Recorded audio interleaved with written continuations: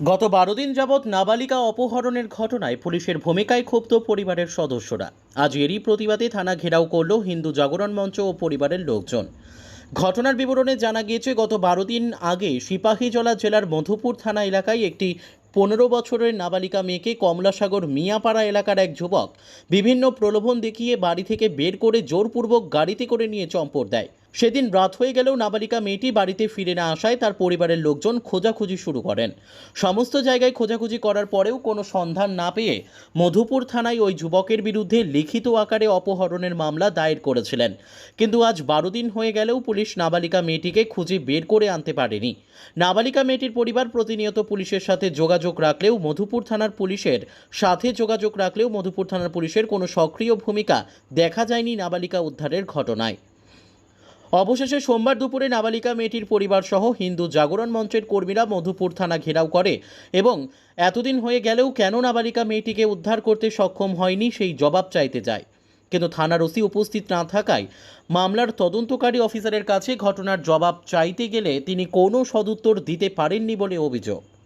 বিগত 10-12 দিন আগে ইংরেজি এই মাসেরই 7 তারিখে আমাদের পাশে আছে যে একটা 14-15 বছরের মেয়ে, ওনার এটা মেয়ের মা, আর উনি হচ্ছেন মেয়ের বাবা কার্তিক দেববর্মা। 15 বছর মেয়েটার বয়স।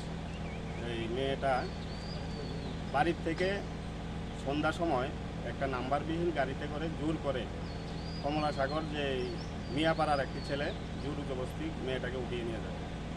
তারই বিষয় নিয়ে সেটা আমরা 7 তারিখে এখানে এফআইআর হচ্ছে থানাতে।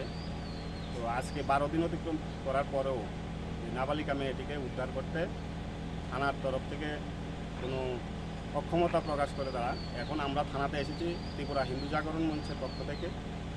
আমি বাপন বণিক এবং আমাদের সাথে ত্রিপুরা হিন্দু জাগরণ মঞ্চের বিশিষ্ট কার্যকর্তাগণ আছে। তো আমাদের প্রচেষ্টা ছিল এতটুকু যে ওসি সাহেবের সাথে কথা বলবো। ওসি সাহেব নেই, ফোনে কথা হয়েছে আমাদের সাথে, কিন্তু যে ডিউটি অফিসার বা কেসটার আইও আছে উনিও কিছু কেসটা কতটুকু এগিয়েছে এই নিয়ে কোনো সন্তুষ্টমূলক আমাদের কাছে কোনো আনসার দিতে পারেনি। আমার মনে হচ্ছে যে প্রশাসন যদি এটা ভালোভাবে প্রেশার দেয় বা ভালোভাবে চেষ্টা করে মেয়েটা উদ্ধার করা যাবে। কিন্তু মেয়েটা এখন কি অবস্থায় আছে, ওর কি জীবন বেঁচে আছে কি নাই, সেটাও আমাদের কাছে কোনো ইনফরমেশান এখন অবধি থানা থেকে আমরা পাইনি, বা ওইটুকু কথা জানার কোনো আমাদের এখন অবধি জানতে পারিনি। এখন অবধি তো মেয়েটা উদ্ধার হয়নি, তো আগামী দিনে যদি উদ্ধার না হয় আপনারা কী ভূমিকা গ্রহণ করবেন? আগামী দিন উদ্ধার আজকের দিন আমরা দেখব। এখন আমরা হাই অথরিটির সাথে কথা বলবো বিষয়টা নিয়ে কি করা যায়। আগামী দিন তো আমরা চাইবো না নিশ্চয়ই যে আমাদের দুটা হিন্দু মুসলিমের মধ্যে ত্রিপুরার মধ্যে একটি অপ্রীতিকর ঘটনা ঘটুক, সেটা আমরা নিশ্চয়ই চাইবো না। তো সেই দিকটা খেয়াল রেখে আগামী দিন আমরা আগামী স্টেপটা নেব, কী কী নিতে পারি। আপনার নামটা?